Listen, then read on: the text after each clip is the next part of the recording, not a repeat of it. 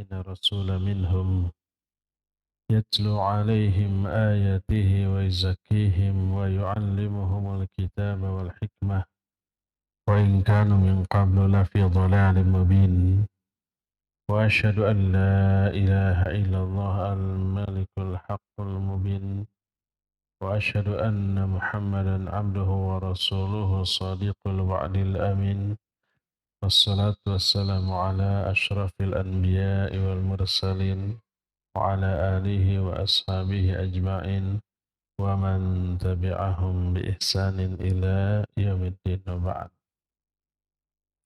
Hadirin jamaah Masjid Agung Al-Ukhwah Bandung yang Allah muliakan, juga para pendengar Radio Tarbiyah Sunnah, pendengar Radio Roja di beberapa kota, pendengar beberapa radio lain yang ikut gabung, pemirsa Roja TV dan TV-TV lain, serta para netizen di mana saja Anda berada.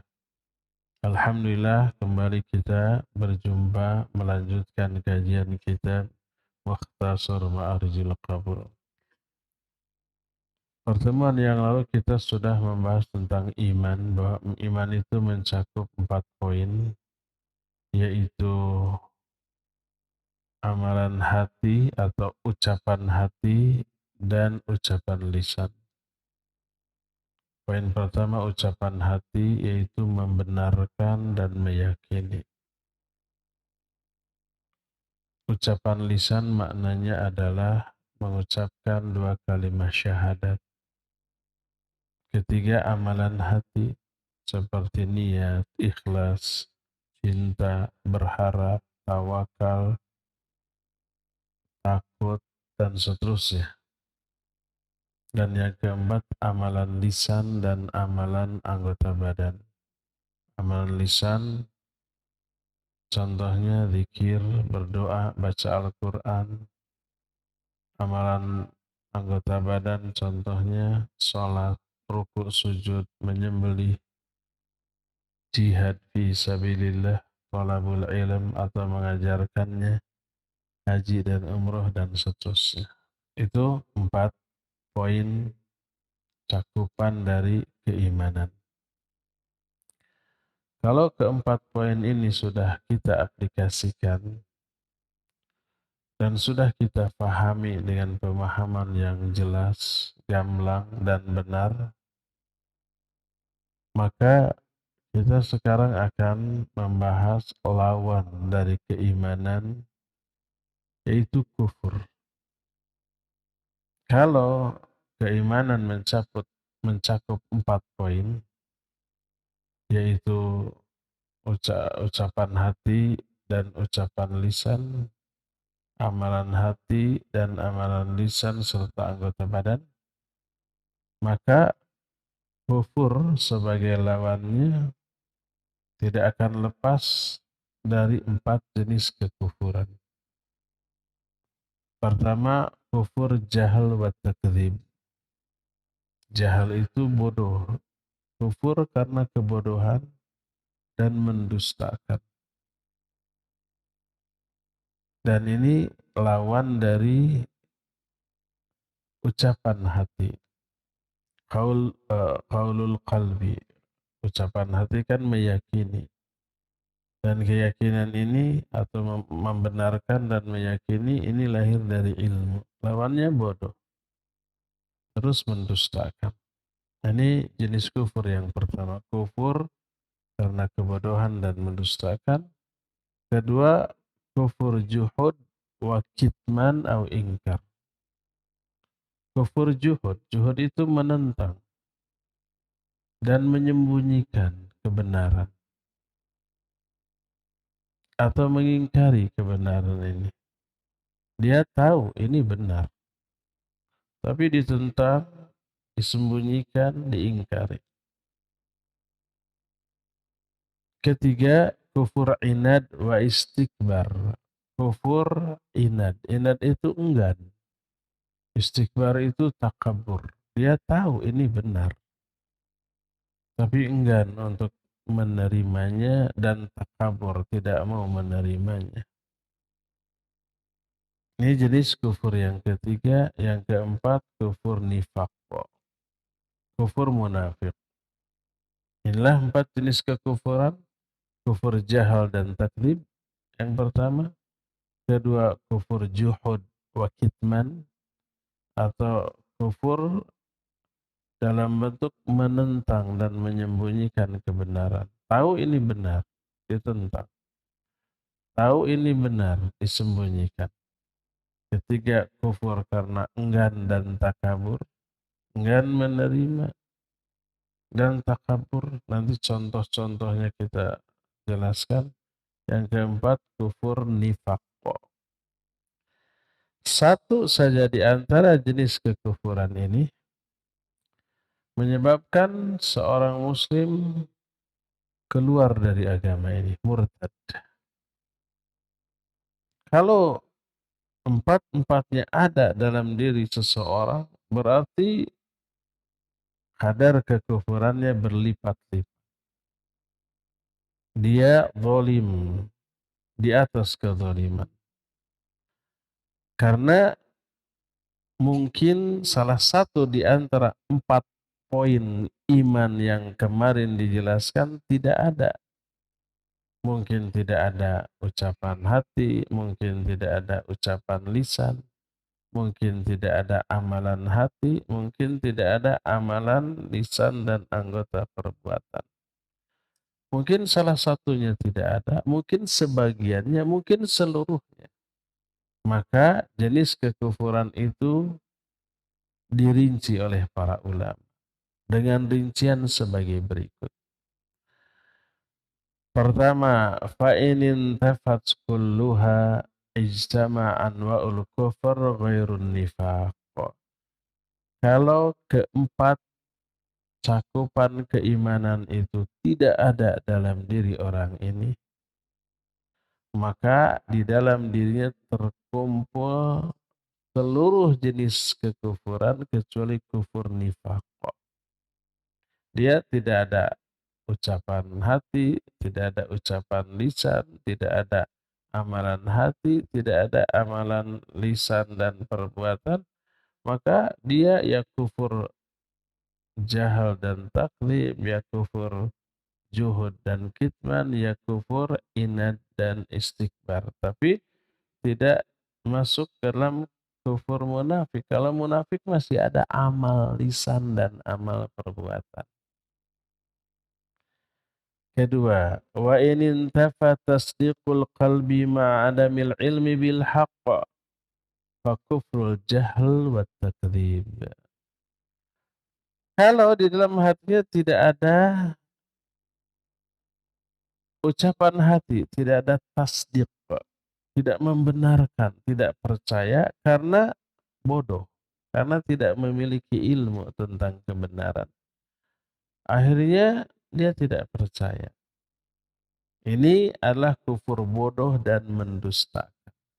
Contohnya kekufuran orang-orang musyrikin Arab zaman dahulu, sebagaimana firman Allah dalam surah At-Taubah, dalam surah Yunus ayat 39, bal kadzabu bima lam yuhitu bi ilmihi walamma ya'tihim ta'wiluh. Mereka mendustakan apa-apa yang tidak mereka ketahui ilmunya dan belum datang penjelasannya kepada mereka. Jadi mendustakan karena kebodohan. Ini poin yang kedua. Poin yang ketiga. Wa in katamal haqqa ma'al ilmi bisidqihi fa kufrul juhud wal kitman awil inkar wa dzalika ka kufri fir'aun wa malaihi.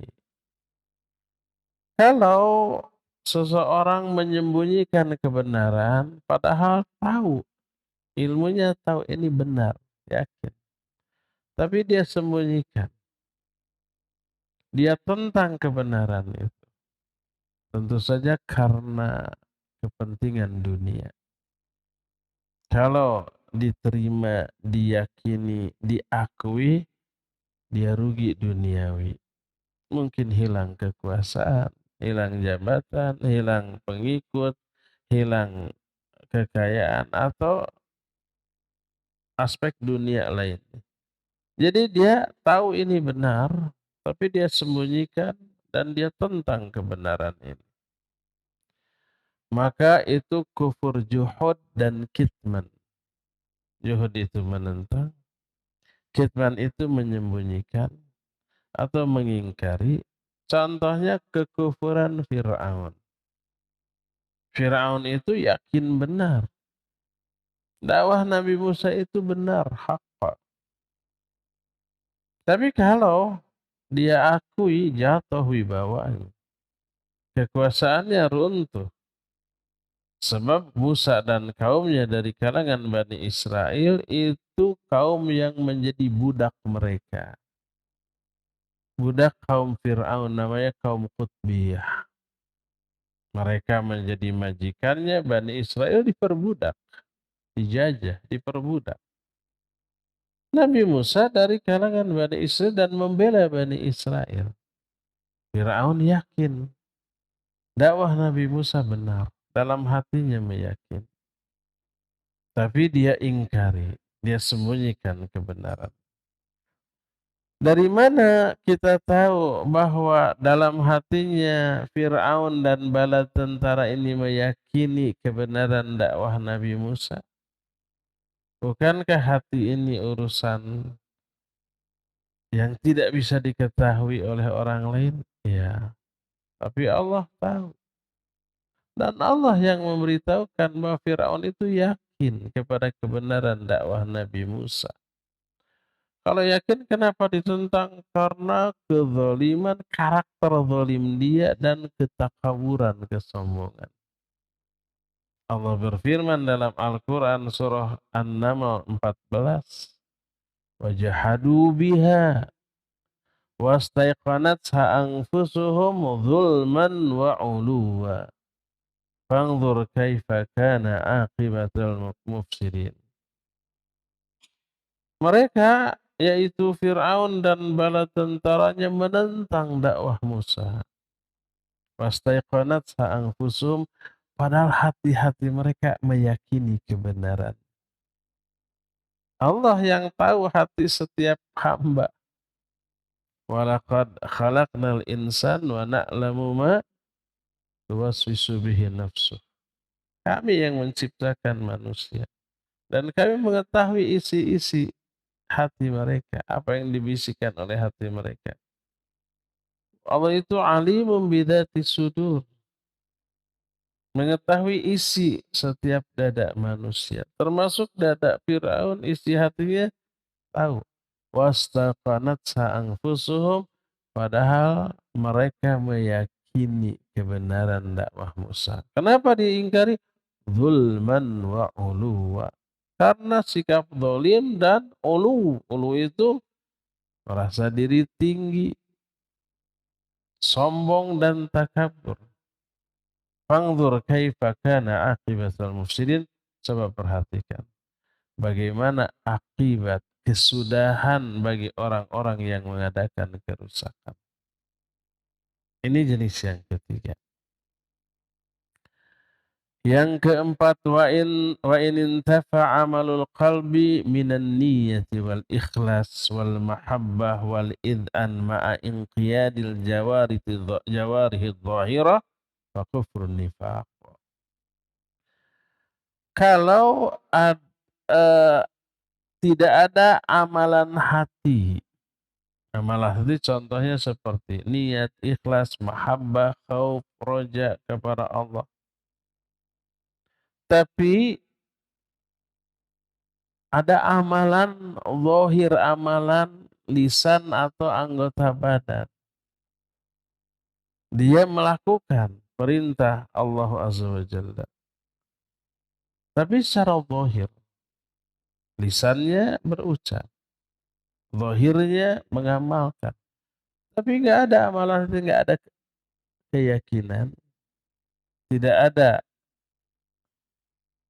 yang disebut qaulul qalbi, ucapan hati tidak meyakini, tidak juga ada amalan hati, Tidak ada tawakal, tidak ada mahabbah, tidak ada khasyah dan khauf, tidak ada roja, tidak ada ikhlas, tidak ada yang seperti itu, maka ini yang disebut kufur nifak. Nifak besar. Orang munafik tuh kayak begitu. Mulutnya mengucapkan dua kalimat syahadat. Amalnya dilakukan secara zahir, tapi nggak ada keyakinan dalam hatinya. Tidak yakin tentang kebenaran dari agama ini. Lalu kenapa dia berucap dan beramal? Demi kepentingan dunia. Karena di Madinah saat itu didominasi oleh Nabi dan kaum muslimin. Kalau ada orang yang tidak Islam, tidak akan dapat posisi, tidak akan dapat apa namanya jabatan atau nama baik di komunitas kaum muslim.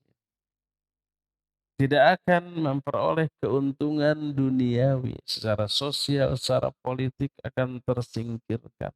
Maka dia pura-pura Islam. Hatinya tidak meyakini. Ini yang disebut dengan kufur nifaq. Inilah yang oleh Allah diterangkan dalam Al-Quran. Dalam surah Al-Baqarah mulai ayat 8 sampai ayat 20. Wa minan nasi man yaqulu amanna billahi wa bil yawmil akhiri wa ma hum bimu'minin. Yukhadi'una Allah walladzina amanu wa ma yakhda'una illa anfusahum wa ma yash'urun. Sampai ke ayat walau sya'allah la dhahaba bisam'ihim wa absarihim innallaha ala kulli syai'in qadir. Ayat ke-20. Ini ciri-ciri munafik dari Al-Baqarah ayat 8 sampai 20. Di antara manusia ada yang berkata, kami telah beriman kepada Allah dan hari akhir. Itu lisannya tuh. Wa ma hum bimu'minin, padahal sebenarnya mereka tidak beriman. Lalu kenapa mereka ngaku beriman? Yukhadi'unallaha walladzina amanu. Mereka hendak menipu Allah dan orang-orang yang beriman. Disangkanya Allah bisa ditipu dengan cara pura-pura. Wa ma yakhda'una illa anfusahum. Padahal mereka tidak menipu siapapun kecuali menipu dirinya sendiri. Dikiranya kemunafikannya akan menyelamatkan dia dunia akhirat. Dikiranya kemunafikannya tidak terketahui, tidak terbongkar. Terketahui, terbongkar. Merugikan dia dunia sampai akhirat. Jadi dia tertipu oleh dirinya sendiri. Wa ma yash'urun, tapi mereka nggak sadar. Mereka nggak sadar bahwa mereka tertipu oleh dirinya sendiri, tapi menyangka menipu Allah dan orang-orang yang beriman. Sampai di ayat 20-nya, walau sya'allah la dhahaba bisam'ihim wa absarihim. Seandainya Allah menghendaki, Allah hilangkan tuh pendengarannya, penglihatannya. Allah hilangkan, Allah cabut. Jadi tuli, jadi buta. Innallaha ala kulli syai'in qadir. Dan Allah Maha Kuasa atas segala sesuatu. Ini kufur nifaq. Ini poin yang keempat.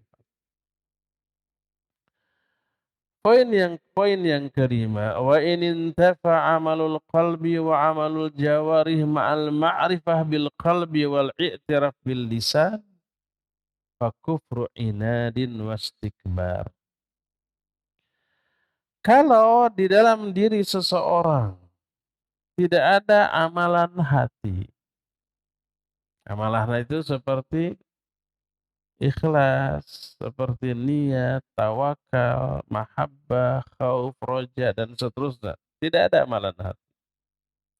Dan tidak ada amal jawari. Tidak ada amalan lisan, tidak ada amalan anggota perbuatan. Tapi ada ucapan hati. Ucapan hati itu tadi meyakini kebenaran. Dan itu karena ilmu. Dia mengakui dengan hatinya dan mengakui juga dengan lisannya. lisannya mengakui ini benar, hatinya mengakui ini benar, tapi amalan hatinya tidak, amalan anggota badannya juga tidak. Ini disebut kufur inad dan istikbar. Istikbar, takabur. Inad itu enggan, tidak mau tunduk dan patuh kepada apa yang diyakininya. Takabur dia, tidak mau taat kepada apa yang diyakininya. Karena apa ya? Tentu saja karena dunia juga. Contohnya siapa? Contohnya seperti iblis laknatullahi alaih. Iblis tahu Allah ya tahu lah. Iblis kenal Allah, berilmu tentang Allah, iya berilmu. Dulu iblis ahli ibadah. Tapi tidak mau mengamalkan dengan hatinya, mengamalkan dengan anggota badannya, tidak mau. Disuruh sujud ke Adam dalam rangka menghormat, dia nggak mau. Contohnya seperti kekufuran umumnya orang-orang Yahudi yang menyaksikan kebenaran kerasulan Muhammad SAW dan tidak mau mengakuinya, tidak mau mengikutinya. Tahu ini Nabi akhir zaman. Contohnya seperti Huyai bin Akhtab. Ini sebenarnya mertua Nabi SAW. Dari istrinya namanya Sofia, anak orang Yahudi. Putrinya Muslim dinikahi. Mertuanya tetap dalam kekufuran. Sampai akhir hayatnya tidak masuk Islam. Dia tahu Muhammad SAW ini Nabi akhir zaman. Seperti keyakinan umumnya orang-orang Yahudi. Seperti Ka'ab bin Ashraf. Juga seorang pemimpin Yahudi. Yang setelah perang Badar usai, kaum musyrikin kalah telak oleh kaum muslimin. Si Ka'ab bin Ashraf ini salah seorang tokoh Yahudi di Madinah. Dia memprovokasi orang Mekah. Datang ke Mekah memprovokasi, memuji-muji orang Mekah, menjelek-jelekan Nabi dan para sahabatnya begitu. Sampai membuat syair-syair yang menghina. Sampai Nabi SAW berkata kepada sahabat, siapa yang bisa bunuh dia? Ada beberapa sahabat, di antaranya Muhammad bin Maslamah. Akhirnya dibunuh dia. Karena provokator yang sangat-sangat membahayakan. Oleh karena itulah, maka Nabi SAW menginstruksikan untuk membunuhnya. Orang-orang Yahudi tahu Nabi SAW itu Nabi akhir zaman. Karena apa? Tanda-tandanya jelas. Kan di dalam kitab Taurat mereka diterangkan bahwa kelak akan datang Nabi akhir zaman. Tanda-tanda fisiknya ini, tanda-tanda psikisnya ini, atau attitude-nya, karakternya ini. Di antaranya di belakang punggung, di atas punggung bagian atas, ke pundaknya ada cap kenabian, berupa tanda hitam sebesar apel. Hitamnya ini karena tumbuh bulu-bulu yang ngagunduk di sana. Diterangkan dalam Taurat, dalam Injil. Makanya pernah ada seorang yang mengetahui bahwa kelak Nabi akhir zaman itu akan muncul dengan tanda-tanda begini, lalu ada orang yang ngaku Nabi baru, namanya Muhammad SAW. Dilihat, iya di belakangnya benar ada tanda. Terus dia ambil sekantung kurma, lalu datang, ya Muhammad ini sodakoh dariku. Oleh Nabi SAW diambil, dibagi-bagikan, kurma itu beliau sendiri tidak makan. Karena sedekah haram bagi Nabi dan keluarganya dan turunannya. Nah benar nih nggak makan. Besoknya datang lagi, ya Muhammad ini hadiah. Kemarin sedekah, ini hadiah. Nabi menerima dan memakannya. Dan Nabi memakan hadiah, tidak makan sedekah. Betul. Jadi yakin ini Nabi akhir zaman yang ditunggu-tunggu. Yakin mereka itu. Tapi kenapa diingkari? Karena hasad kepada bangsa Quraisy yang Nabi SAW turunan bangsa Quraisy tadi. Orang-orang Yahudi itu tahu Nabi akhir zaman itu lahir di Mekah, nanti akan pindah ke Madinah dan mengembangkan agama ini di Madinah.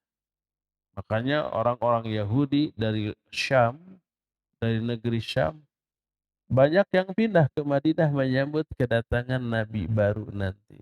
Ada 3 bangsa Yahudi yang pindah, Yahudi Bani Quraidah, Bani Hunayqa, dan Bani Nadhr. Pindah di sana, menyambut kedatangan Nabi. Selama menunggu kedatangan Nabi, orang Yahudi ini terlibat persaingan yang keras dengan orang-orang Quraisy di Mekah. Pokoknya bermusuhan gitu, gontok-gontokan. Setiap kali orang Quraisy ini perang dengan bangsa lain dan menang, euforia kemenangan itu bergema sampai memanas-manasi orang Yahudi. Apa kata orang Yahudi?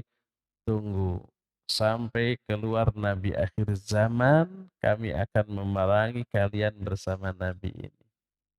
Orang Yahudi meyakini Nabi akhir zaman bangsa Yahudi, turunan Bani Israel. Sebab dari dahulu para nabi Bani Israel, turunan Nabi Israel.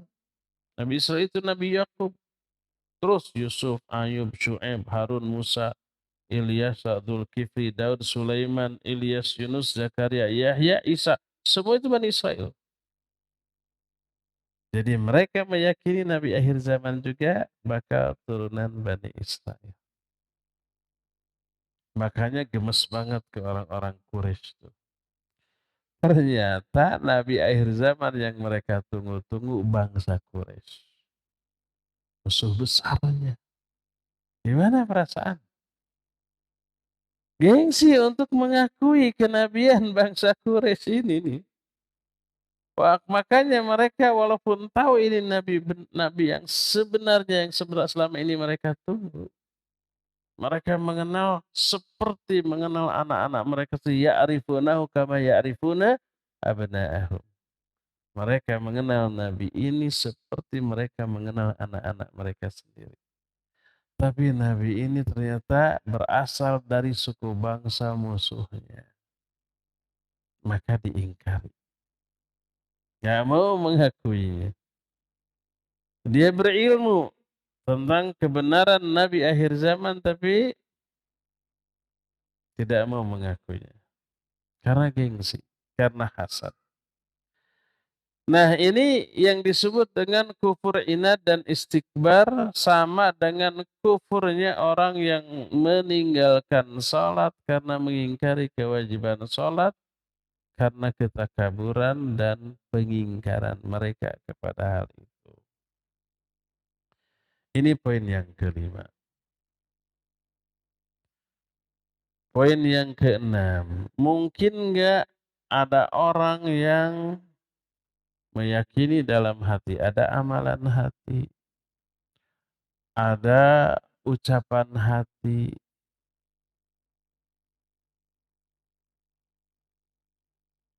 tapi tidak mengamalkan secara lisan dan secara perbuatan. Ini nyaris mustahil. Umpamanya dia mengucapkan 2 kalimat syahadat, meyakini kebenaran Islam, terus memiliki amalan hati berupa tawakal, berupa mahabbah, berupa khauf, tapi tidak ada amalan lisan dan amalan anggota badan. Tidak melaksanakan perintah, tidak menjauhi larangan. Nyaris mustahil.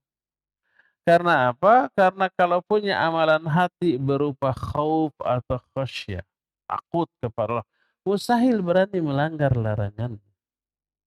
Kalau ada amalan hati berupa mahabbah atau cinta kepada Allah, mustahil berani mengabaikan perintah. Jadi orang yang mengaku muslim tapi melanggar larangan, mengabaikan perintah, itu karena tidak adanya mahabbah dan khauf atau khasyah atau kadarnya sangat sangat sangat kecil. Sehingga tidak bisa memotivasi untuk beramal.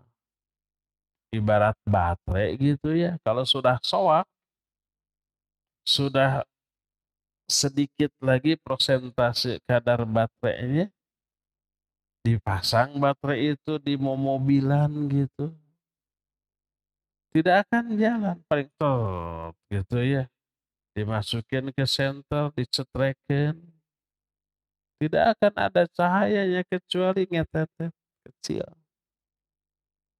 lemah, karena kadar baterainya, tenaga yang tersimpan di baterai itu lemah, tidak bisa mendorong. Begitu juga unsur keimanan berupa amalan hati seperti mahabbah, roja, khauf, khosyah, tawakal itu kecil, tidak memberikan dorongan untuk beramal, melaksanakan perintah Allah Subhanahu wa taala. Jadi kalau kondisi hatinya bagus, pasti ada amalan hati. Ada mahabbah kepada Allah, cinta, efek dari cinta dia akan melaksanakan semua yang Allah perintahkan. Ada khauf dan khasyat, takut kepada Allah. Efek dari takut ini pasti akan menjauhi larangan-larangan, tidak akan dilanggar. Dan seterusnya. Kalau hatinya begitu, maka hati akan menggerakkan seluruh anggota badan untuk beramal. Karena Nabi SAW bersabda, "Ala wa inna fil jasadi mudghah, idza salahat salahal jasadu kulluh wa idza fasadat fasadal jasadu kulluh ala wahyal qalb." Ingat, di dalam tubuh manusia, dalam jasad manusia ada segumpal daging. Bila kondisi segumpal daging ini baik, baiklah seluruh anggota badan.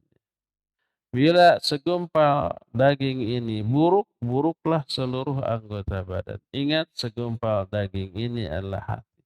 Kalau hati baik, seluruh anggota badannya akan diperintahkan, digerakkan untuk beramal kebaikan.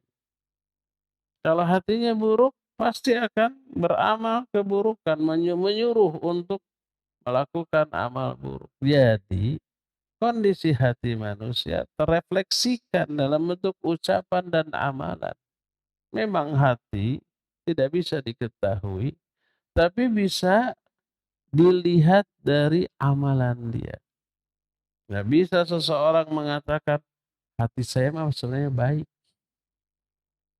tapi larangan Allah dilanggar, perintah Allah diabaikan. Nggak bisa. Kalau larangan Allah dilanggar, perintah diabaikan, menunjukkan busuk hatinya. Maka kalau ada seorang perempuan tidak berjilbab, tidak menutup aurat, auratnya kemana-mana, lalu dia ngomong, yang penting hatinya baik. Ngapain pakai cadar hatinya busuk? Ucapan yang penting hatinya baik itu benar, penting baiknya hati. Tapi baiknya hati akan terefleksikan dalam bentuk amal, ya enggak? Kalau hatinya baik, semua perintah Allah dilaksanakan. Enggak mungkin auratnya dibuka. Kalau hatinya baik, mulutnya ini pasti dijaga. Kalau hatinya baik, enggak mungkin larangan Allah dilanggar. Sama dengan tank bensin itu dalam mobil atau motor kan nggak bisa dilihatnya, motor mah bisa kita. Mobil nggak bisa isinya penuh atau tidak, nggak bisa dilihat. Tapi ada indikatornya ya nggak? Jarum tuh kalau di F berarti penuh bensinnya. Tapi kalau di tengah berarti pertengahan, kalau di E berarti kosong, emergency. Nggak bisa kita mengaku ini full tank mobil saya. Cing toong, nggak bisa ditong. Dilihat jarumnya ke E. Pas di starter cekek, cekek, nggak nyala-nyala. Bukan karena kerusakan yang lain, tapi karena memang bensinnya habis. Nggak bisa ngaku full tank tapi lampu indikatornya, jarum indikatornya di E. Sama dengan nggak bisa ngaku bahwa hati kita baik, jiwa kita bersih, tapi kelakuannya nyebelin. Tapi amaliyahnya bertolak belakang dengan perintah Allah Subhanahu wa taala. Kalau ada yang mengatakan, ngapain berjilbab kalau hatinya busuk? Bukan jilbabnya yang disalahkan. Jilbabnya pertahankan, hatinya diperbaiki. Ngapain berjilbab kalau mulutnya julid? Julidnya yang dibuang, bukan jilbabnya yang dikritik. Yang penting mas saya, walaupun tidak jilbab, hati saya baik. Nggak mungkin hati baik tanpa dijilbab, ya. Hati baik pasti akan melaksanakan perintah Allah Azza wa Jalla, ya. Inilah 6 poin jenis-jenis kekufuran yang didasarkan kepada poin-poin yang tercakup di dalam amalan hati yang sudah kita terangkan. Maka dari penjelasan tadi, kita bisa mengetahui beberapa penyimpangan beberapa orang tentang konsep keimanan. Sebab di kalangan kaum muslimin banyak terjadi kekeliruan di dalam meyakini konsep keimanan. Pertama, seorang tokoh namanya Ibnu Rawandi dan orang-orang yang sebangsa dia dari kalangan Mu'tazilah. Mu'tazilah itu orang yang taqdimul aql anin naql. Lebih mendahulukan ra'yu daripada wahyu. Lebih mendahulukan akal daripada nas Al-Quran dan hadis yang sahih. Akal menjadi hakim bagi Quran dan hadis. Kalau ada hadis sesahih apapun tapi tidak masuk akal, ditolak, didhaifkan. Kalau ada ayat yang tidak masuk akal, makna ayat itu ditakwil kepada makna yang sesuai dengan akal. Itu kalangan Mu'tazilah. Salah satu tokohnya Ibnu Rawandi. Pencetusnya Wasil bin Atha dengan Abu Ubaid. Tapi tokoh-tokohnya banyak. Ada Ali Al-Jubai, ada Ar-Rawandi, dan seterusnya. Dari kalangan Mu'tazilah. Bagaimana konsep keimanan Mu'tazilah? Mereka menyatakan, annal iman huwa mujaradut tasdiq faqat. Iman itu cukup hanya percaya, membenarkan. Itu sudah iman. Kalau hanya percaya tapi tidak diikuti oleh amalan, itu berarti sama dengan orang-orang Yahudi, sama dengan iblis. Iblis yakin nggak, percaya nggak kepada Allah? Iya percaya. Berarti iblis muslim dong. Berarti Yahudi juga muslim dong karena membenarkan kenabian Muhammad SAW, meyakini kebenarannya walaupun mengingkarinya karena kedengkiannya kepada bangsa Quraisy. Kedua, ada tokoh lain namanya Jaham bin Safwan. Maka dikenal pemikirannya dengan pemikiran Jahmiyah. Imam Asy-Syahrustani dalam kitab Al-Milal wan Nihal. Al-Milal wan Nihal itu kitab yang berisi 72 golongan yang berpecah belah didasarkan pada hadis. Sataftariqu hadhil ummah ala 73 firqah kulluha finnar illa wahidah. Umatku terpecah belah menjadi 73 golongan. Semuanya masuk neraka kecuali satu. Satu ini al-jamaah atau yang dikenal dengan ahlus sunnah wal jamaah. 72 golongannya masuk neraka. Tapi masih muslim. Karena disebut umatku. Tidak keluar dari Islam, tidak murtad. Tapi yang menyimpang. Dan terancam dengan neraka. Ingat, terancam bukan vonis ya. Sama dengan orang yang gibah, itu ada ancaman neraka. Bukan berarti, kamu gibah, pasti kamu ke neraka. Enggak, beda. Antara memvonis pelaku dengan menghukumi perbuatan. Gibah diancam neraka. mabuk, zina, judi itu diancam dengan neraka.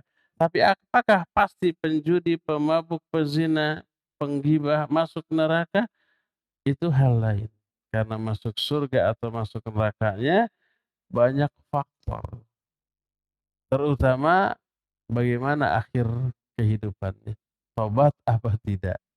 Dikalkulasi dengan amal ibadah, amal kebaikannya. Pasti walaupun penjudi dia ada amal ibadahnya kan? Walaupun pezina dia suka sholat, suka saum. Walaupun pemabuk dia suka berbuat kebaikan. Itu dikalkulasi, ditimbang. Tapi amalan dia menyebabkan dia terancam dengan neraka. Ya. Termasuk pelaku kebid'ahan. Nas Al-Quran dan hadis yang menyatakan pelaku kebid'ahan terancam dengan neraka. Ini bukan vonis sama sekali. Bukan vonis kepada pelakunya. Tapi perbuatannya menyebabkan pelakunya terancam.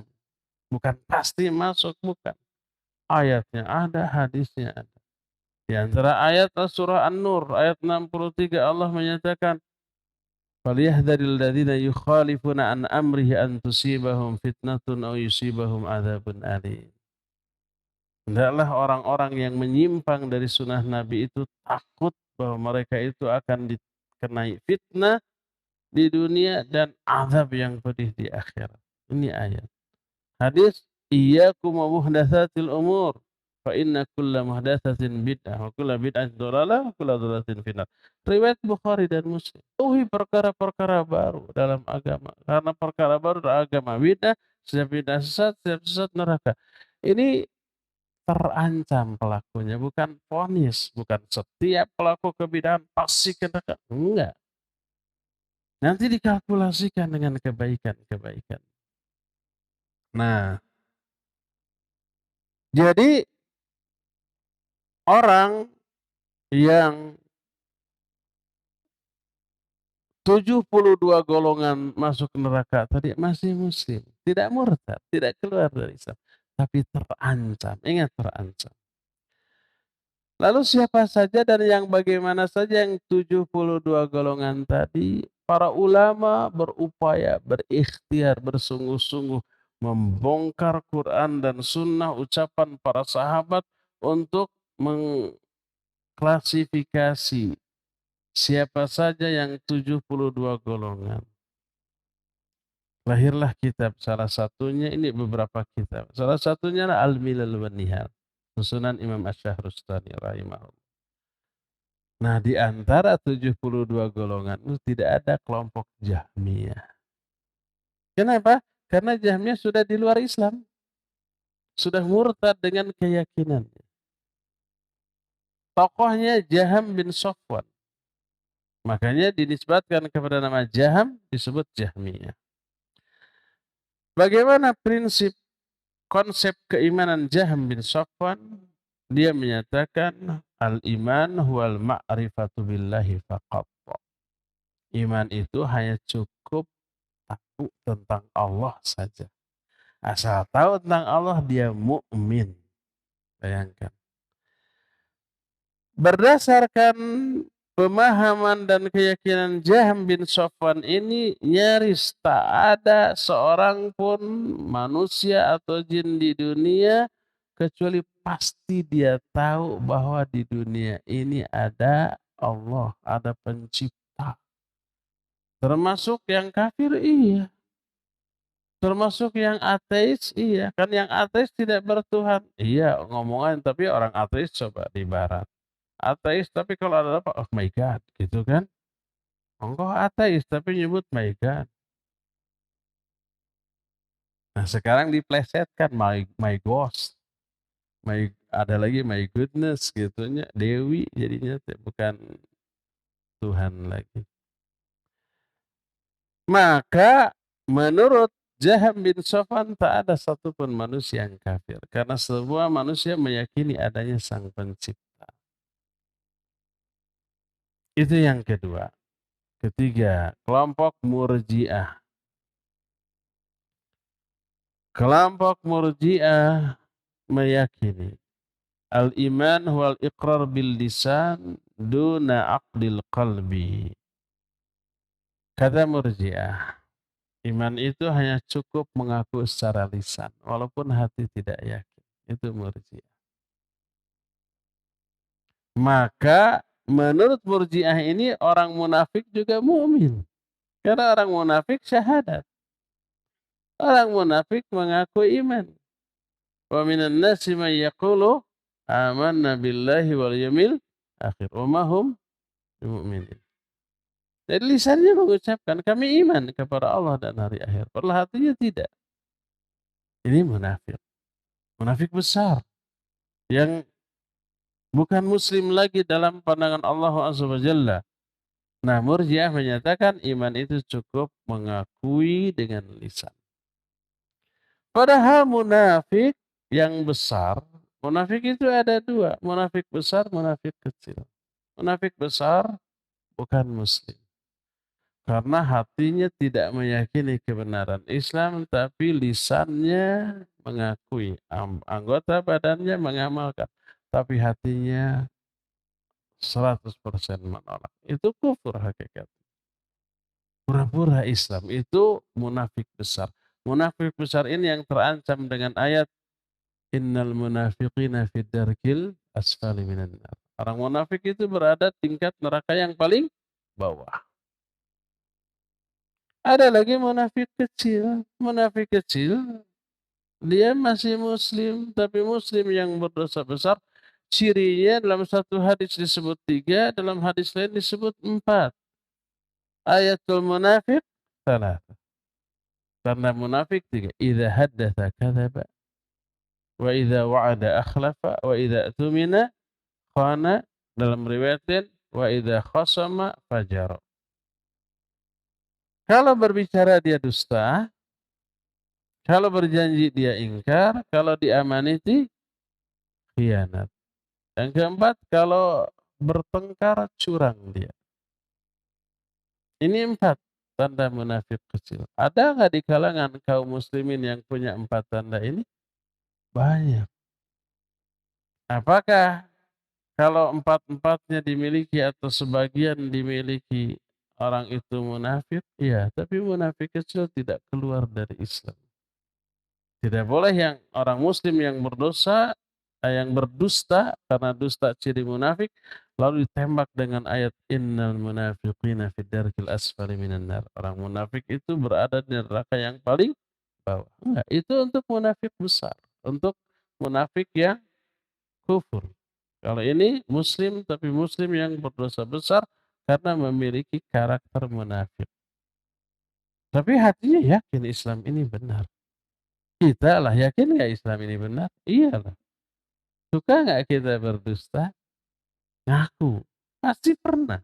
Suka nggak kita ingkar janji? Iya ngaku. Suka nggak kita khianat? Iya. Suka nggak kita curang? Iya. Itu ciri khas munafik. Dalam diri kita ada karakter munafik, tapi ini nifaq kecil. Tidak menyebabkan pelakunya keluar dari Islam, tidak murtad. Nah, jadi yang munafik besar itu adalah yang kufur. Allah berfirman tentang munafikin yang besar ini.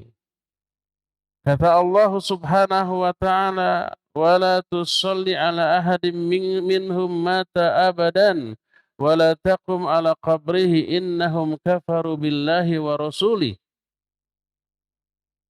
Al-Quran surah At-Taubah ayat 84 sampai 85. Kata Allah, janganlah kalian menyolatkan salah seorang pun di antara mereka yang mati. Orang munafik kalau mati jangan disolatkan selama-lamanya.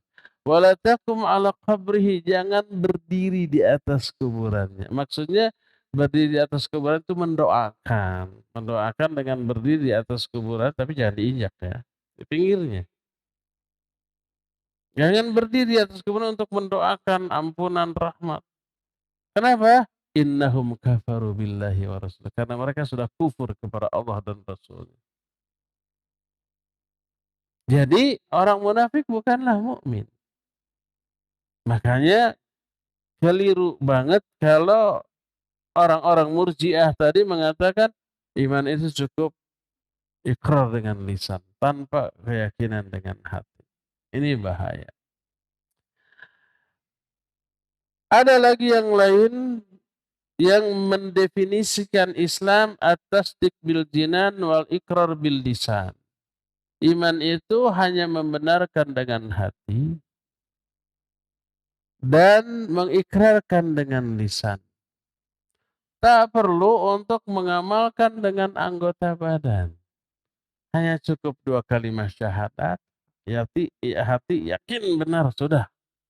Nggak beramal, kewajiban nggak dilaksanakan, larangan boleh dilanggar, ada lagi yang ini juga keliru. Menyimpang dari definisi dan batasan iman yang ditetapkan Ahlus Sunnah berdasarkan nas Al-Quran dan hadis yang sahih, bahwa ucapan dan perbuatan termasuk bagian dari iman. Kita sudah bahas ketika definisi iman. Nabi SAW menyatakan al-imanu bid'un wa sab'una syu'bah.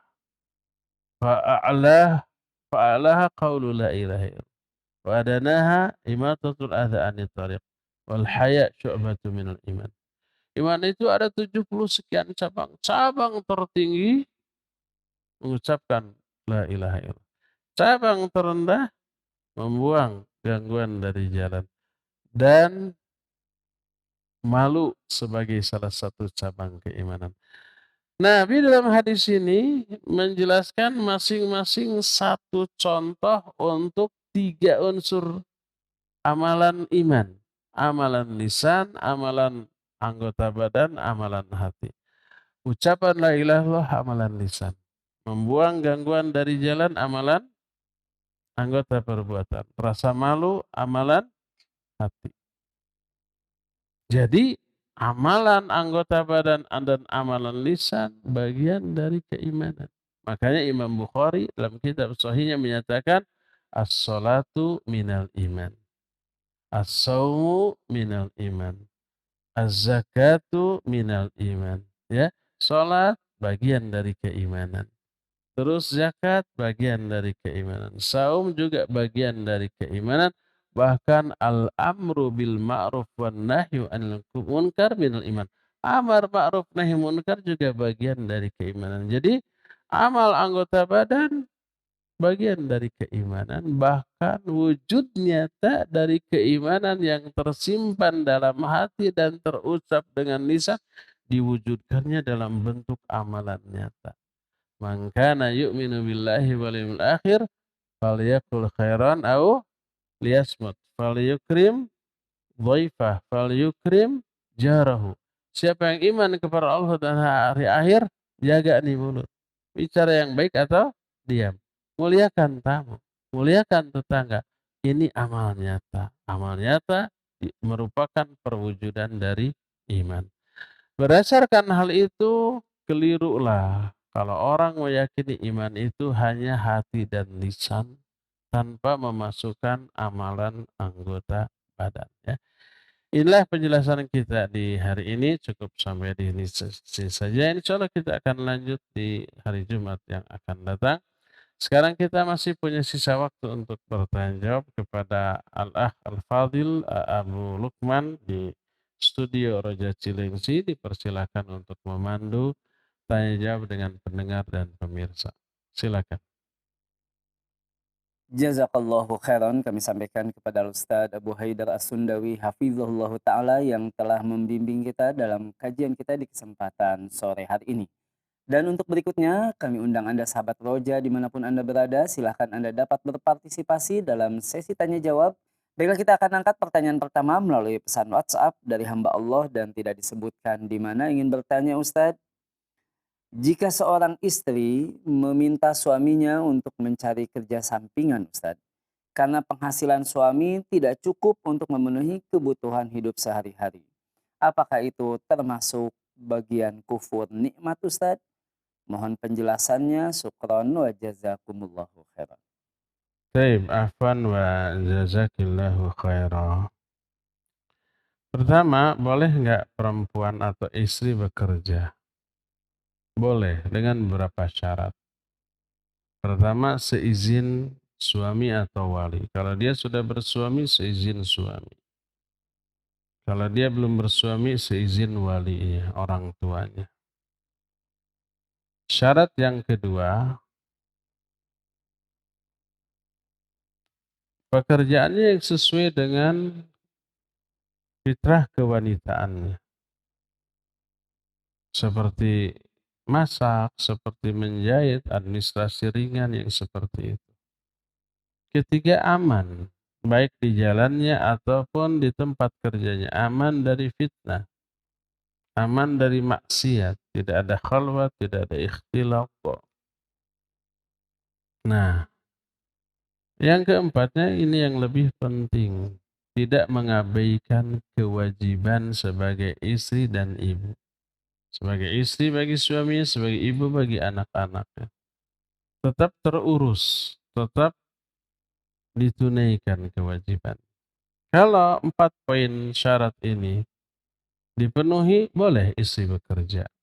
Nah, sekarang kalau suami pas-pasan atau kurang-kurangan, resiko sebulan 2 juta, penghasilan suami cuma 1 juta.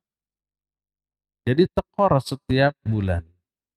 Akhirnya istri minta izin ke suami untuk bekerja. Baik dia mencari sendiri ataupun minta dicarikan oleh suami pekerjaan. Dan suami mengizinkan dengan memperhatikan 4 poin tadi, boleh.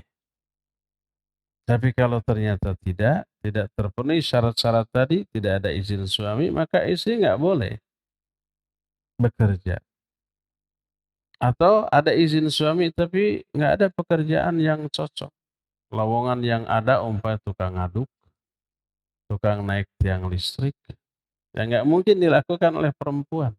Kuli panggul gitu ya, porter di kereta, kereta masih jalan harus sudah lari gitu kan. Wanita riskan. Maka jangan. Lebih baik bersabar dalam kondisi seadanya. Atur keuangan dengan sebaik-baiknya. Paling begitu ya. Wallahu a'lam bishawab. Silakan lagi.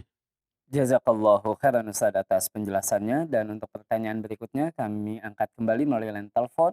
Assalamualaikum warahmatullahi wabarakatuh, Pak Ustaz. Waalaikumsalam warahmatullahi wabarakatuh. Dengan siapa di mana Bapak? Dengan Pak Ruslan di Kalimantan Selatan, Banjarmasin. Baik, silakan Pak. Assalamualaikum warahmatullahi wabarakatuh, Pak Ustaz. Waalaikumsalam. Begini saya mau bertanya, Pak Ustaz, tentang wirid setelah sholat Jumat. Membaca Qul Huwallah 7 kali, membaca Qul A'udzu Birabbil Falaq 7 kali, Qul A'udzu Birabbin Nas 7 kali, apakah ada hadisnya dari Rasulullah Shallallahu Alaihi Wasallam maupun sahabat? Itu pertanyaan saya yang pertama. Yang kedua, bagaimanakah Rasulullah Shallallahu Alaihi Wasallam mengajarkan sholawat kepada sahabat-sahabat beliau? Tolong Pak Ustaz disampaikan salawat apa saja yang diajarkan oleh Nabi Shallallahu Alaihi Wasallam kepada sahabatnya. Terima kasih Pak Ustaz. Assalamualaikum warahmatullahi wabarakatuh. Waalaikumsalam warahmatullahi wabarakatuh. Jazakallahu khairan Bapak Ruslan dari Kalimantan. Kami persilakan Ustaz. Pertanyaan pertama, zikir ba'da sholat Jumat. Apakah betul kulhunya 7 kali, al-falaq an-nas 7 kali? Baik. Ada perbedaan zikir ba'da sholat yang sirriyah dengan jahriyah. Bukan sirriyah, jahriyah. Zuhur, asar, isya dengan maghrib dan subuh. Apa perbedaannya? Perbedaannya ketika membaca al-ikhlas, al-falaq, an-nas. Ketika zuhur, asar, dan isya hanya sekali-sekali. Jadi biasa setelah istighfar 3 kali, kemudian Allahumma antas salam minkas salam, dan seterusnya. Terus subhanallah, tasbih 33 boleh, 25 kali boleh, 11 kali boleh, 10 kali boleh. Semua itu berdasarkan nas hadis yang sahih. Masing-masing kemudian ditutup dengan la ilaha illallah, kemudian baca ayat kursi sekali. Nah, untuk zuhur, asar, dan isya, kulhu, al-falaq, anas sekali-sekali. Untuk maghrib dan subuh 3 kali 3 kali. Setelah itu baru berdoa dengan doa yang bebas. Nah, yang tidak ada keterangan wirid untuk Jumatan. Apakah sekali-sekali atau 3 kali 3 kali? Kalau yang 7 kali tidak ada nas hadisnya. Yang ada sekali-sekali. Yang ada 3 kali 3 kali untuk maghrib dan subuh. Untuk Jumat tidak ada keterangan. Maka ijtihad para ulama seperti yang dijelaskan oleh Syekh Al-Bassam rahimahullah dalam kitab Tawdihul Ahkam Syarah Bulughul Maram tentang wirid ini, maka untuk Jumatan diqiyaskan kepada maghrib dan subuh. Bacalah qul huwallahnya 3 kali, al-falaqnya 3 kali, an-nasnya 3 kali. Itu hanya perbedaan antara wirid salat subuh isya dengan selain 2 salat itu, antara zuhur, asar, dan isya. Antara maghrib dengan subuh dan isya, zuhur, dan asar. Itu perbedaannya, ya. Dan Jumat dikiaskannya kepada maghrib dan isya. Yaitu 3 kali 3 kali qul hu-nya, al-falaqnya, an-nasnya, yang lainnya sama semuanya, termasuk doa ba'da wiridnya juga silakan bebas itu sama. Itulah yang ada keterangannya, wallahu a'lam bishawab. Itu yang pertama. Yang kedua, bagaimana sholawat yang diajarkan oleh Nabi Shallallahu Alaihi Wasallam? Ini pertanyaan seorang sahabat kepada Nabi alaihi salatu wassalam. Sahabat ini bertanya, "Ya Rasulullah, innallaha amarana an nusalli alaika. Kaifa nusalli alaik?" Wahai Rasulullah, Allah menyuruh kami untuk bersolawat kepadamu. Bagaimana cara kami bersolawat? Karena dalam surah Al-Ahzab, innallaha wa malaikatahu yusalluna 'alan nabi ya ayyuhalladzina amanu sallu 'alaihi wasallimu taslima. Ya orang-orang yang beriman, berselawatlah kepada Nabi dan bersalamlah kepada beliau. Diperintah. Sahabat berkata, gimana kami bersalawat? Kata Nabi SAW, Qul Allahumma salli ala Muhammad wa ala ali Muhammad. Itu yang diajarkan oleh Nabi kepada para sahabat. Ini dalam kitab Bulughul Maram, syarah susunan Imam Ibnu Hajar Al-Asqalani, ya, tentang salawat. Boleh juga kita bersalawat seperti salawat yang kita baca di dalam tahiyat. Tahiyat awal atau tahiyat akhir. Ya, dengan beberapa lafaz yang berbeda. Lafaz-lafaz yang berbeda itu semuanya dicontohkan. Bisa Allahumma sholli ala Muhammad wa ala ali Muhammad. Kama shallaita ala ali Ibrahim wa barik ala Muhammad wa ala ali Muhammad. Kama barakta ala ali Ibrahim innaka hamidun majid. Ada yang begitu? Ada juga yang sedikit berbeda lafaz tapi isinya sama. Itulah yang diajarkan oleh Al-Quran, diajarkan oleh hadis Nabi SAW yang sahih. Selain itu ada sholawat-sholawat yang dikarang-karang oleh orang-orang terkemudian. Kemudian jadi viral, dibumbui dengan khasiatnya ini, khasiatnya itu.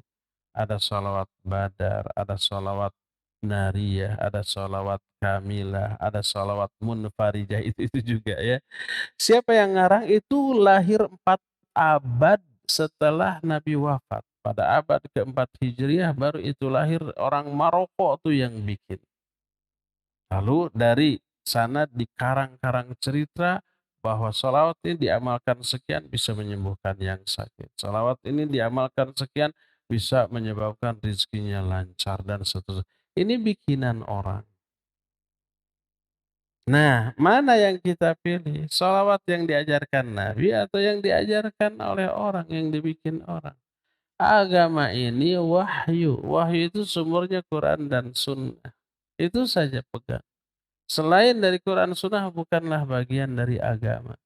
Ada orang yang menyatakan boleh mengada-adakan karena ada sahabat yang ketika sholat sami Allahu liman hamidah, bukan Rabbana walakal hamd tapi hamdan katsiran thayyiban mubarakan fi dan seterusnya. Lalu kata Nabi, siapa yang ngomong begitu? Saya ya Rasulullah, aku melihat para malaikat berebut mencatatkan itu. Ada yang menyatakan ini menunjukkan boleh nambah-nambah ngarang. Coba lihat penjelasan para ulama tentang hadis itu. Bolehnya membaca itu setelah ada takrir dari Nabi SAW. Nabi menyatakan itu bagus, dicatat oleh malaikat secara berebut. Boleh ada takrir, ada ketetapan dari Nabi SAW. Apakah setiap ucapan para sahabat oleh Nabi didiamkan, didukung? Tidak, ada ucapan sahabat yang dilarang oleh Nabi SAW. Sebagaimana umpamanya pernah kita bahas dalam kitab Tauhid, seorang sahabat berkata, Masya Allah wa syi'ta. Terserah kehendak Allah dan kehendak engkau ya Rasul. Langsung ditegur, la taqul Masya Allah wa syi'ta, walakin qul Masya Allah wahdah. Jangan kamu katakan Masya Allah wa syi'ta, tapi katakan Masya Allah saja, sudah. Jangan pakai wa syi'ta. Ini ditegur. Menurut ijtihad sahabat itu ini baik ucapan. Ternyata salah ditegur. Yang ditegur jangan. Yang ditetapkan oke. Nah sekarang kalau kita nambah-nambah, ngarang-ngarang. Dari mana tahu bahwa karangan kita, tambahan kita ini dianggap baik oleh Nabi SAW. Mungkin saja kalau Nabi tahu ditegur keras. Tapi kan isinya baik. Baik menurut kita. Sahabat tadi yang mengatakan Masya Allah wasita juga menurut dia baik kan. Tapi ternyata salah, keliru. Dan banyak contoh-contoh lain, ucapan atau perbuatan sahabat dilihat oleh Nabi ditegur, disalahkan, banyak. Ada lagi yang dikukuhkan, iya betul, nah yang dikukuhkan boleh. Nah sekarang Nabinya sudah wafat. Maka jangan ambil risiko nambah-nambah dengan anggapan baik. Baik menurut kita, belum tentu baik menurut Rasulullah SAW. Berkata Nabi SAW, ma min khairin illa qad bayantu lakum. Tidak ada satupun kebaikan dalam agama ini kecuali semuanya sudah dijelaskan kepada kalian. Setelah itu sudah aku jelaskan. Kadang-kadang dijelaskannya langsung oleh ucapan, kadang-kadang dijelaskannya langsung oleh perbuatan, kadang-kadang Allah memakai cara lain dilakukan atau dikatakan oleh para sahabat di hadapan Nabi, oleh Nabi dibenarkan. Itu semua kebaikan yang sudah dijelaskan. Tak ada yang tertinggal, tersisa, terlewat. Allah menyatakan al-yauma akmaltu lakum dinakum wa atmamtu 'alaikum nikmati wa raditu lakumul islama dina. Pada hari ini aku telah sempurnakan agamaku bagimu. Artinya sempurna, nggak perlu ada tambahan, nggak boleh.